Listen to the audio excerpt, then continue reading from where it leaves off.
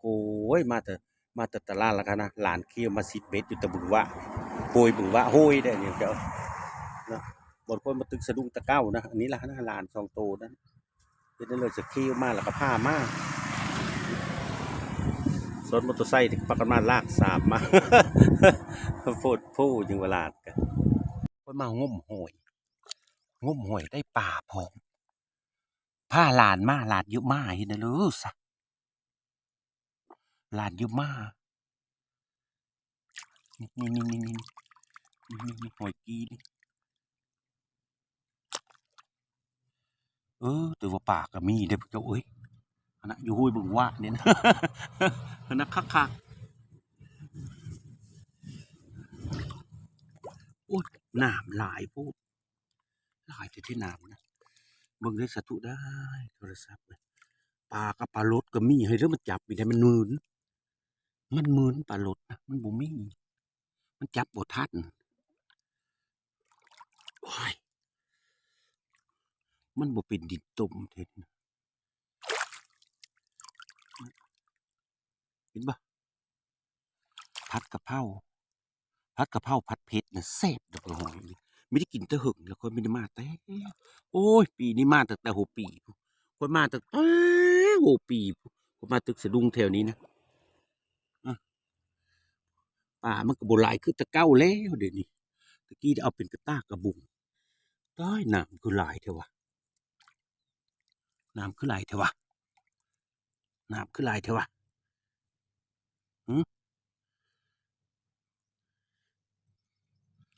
ขนาดเมื่อกี้เห็นปะ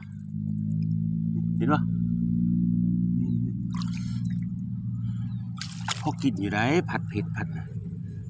ก็เซฟอยู่ได้พอกินอยู่ได้เจ้าเอ้ยโอ้ยนี่ปลาเน่โอ้ยลูดแล้วโอ้ยมันเบิ่งดิเบิ่งนึกเพิ่นจะจับกองเบิ่งนึกเพิ่นจะงมช่วยหลายป่านะปลากินเล็บเด้อโอ้ยก็ตัวตายก็มีเนาะตัวตายก็มีเด้อเจ้าเด้อนี่เห็นปะโอ้ยมันเริ่มตาพวกเอ้ยมันมีเห็นนี่นะนี่โอ้ยนะคักอยู่ได้พวกเจ้าหลานเคี้ยวเยอะมากเห็นได้เลยสิผ้าหลานมาคุณมาตะไคร่เคืองเหมือนกับจะเป็นลื่นเห็นแล้วสิป้อหน่วยนี้เห็นเยอะพวกเจ้าเมืองนี้นะเห็นบ่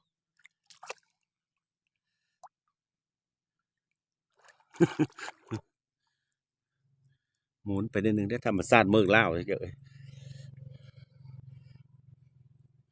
ธรรมชาติเมืองลาวมันนั่นนี้นะ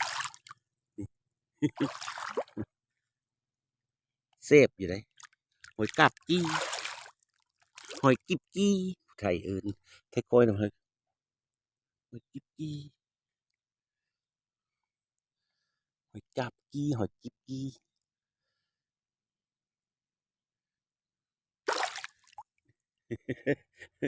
หมุนอยู่ได้มานั่นนี่กัน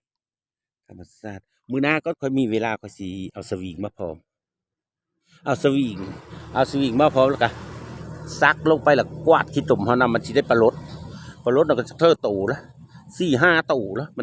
มันจับมีได้มันหมื่นหมุนไปนะปลดนะ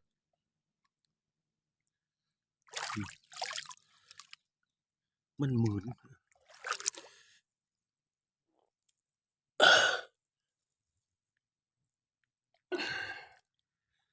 กีบกี้หอยกีบกี้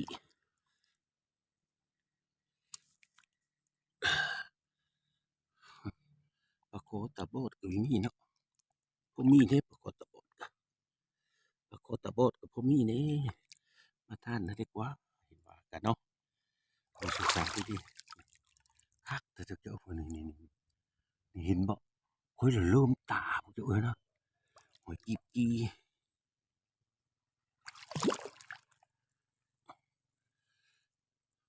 โอ้ยกระเซฟโอ้ยเอาต้มมามันสุกเลยต้มมันสุกมากระซอยบางๆแล้วก็ซื้อมะนาวซื้อมะนาวครับ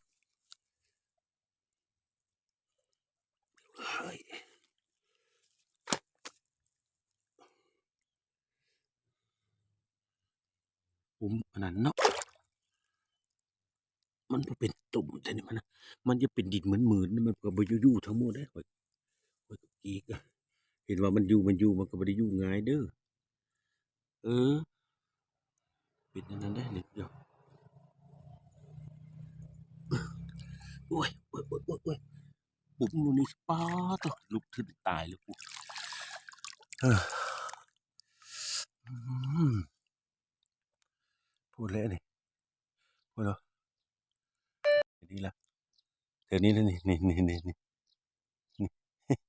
พอได้อยู่เด้อเดี๋ยวเอ้ยพอได้อยู่พอได้อยู่ได้บ่ได้เกเรเกง่าย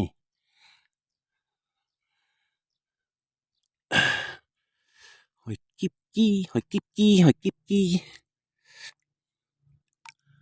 กิ๊บกี้หอยกิ๊บกี้หอยกิ๊บกี้หอยกิ๊บกี้หอยกิ๊บกี้เด้เห็นบ่นั่นล่ะหาไปสิเลยเห็นในคลิปกะกดไลค์กดอันนั้นเฮอเด้พี่น้องเอ้ยพี่น้องชาวเมืองไทยพี่น้องเมืองลาวอยู่เมกบมีกาเพื่อคือการเห็นกะกดไลค์เฮอเน่กดเซฟไปเฮอเด้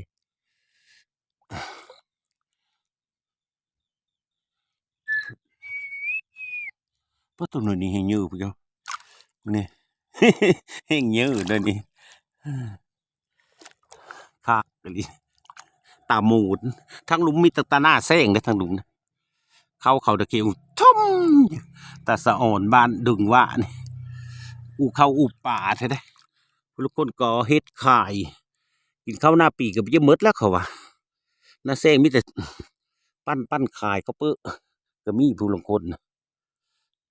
ขายเปื้อเลยขายข้านทงหน้าเลยปั้นเลยขายทงหน้าเลยได้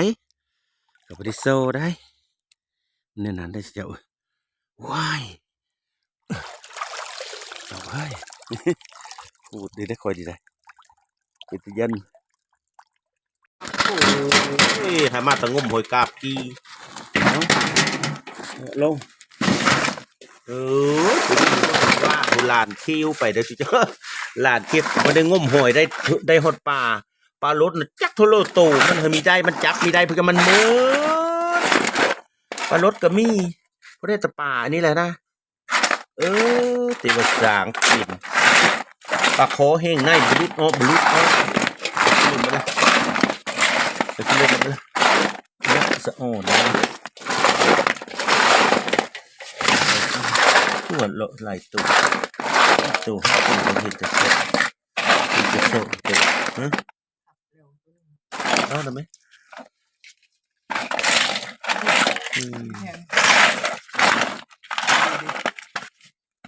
สามตัวสี่ตัวคนใดๆสี่ตัวฮะ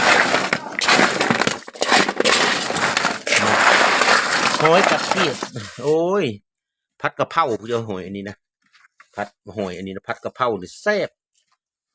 โอ้ยซื้อน้ำมันหอยคักเนซื้อมะโทนี่คักปะนะตุยได้หนักขนาดบังเนี่ยนักคุกหอยกะปีเนี่ยนะเนาะตุยแต่แท้อันนั้นซาดเขาจงว้าวนะโอเคตอนนั้นเราเห็นนะคลิปอย่าลืมนะพวกเขากดไลค์กดแชร์เขาคนนี้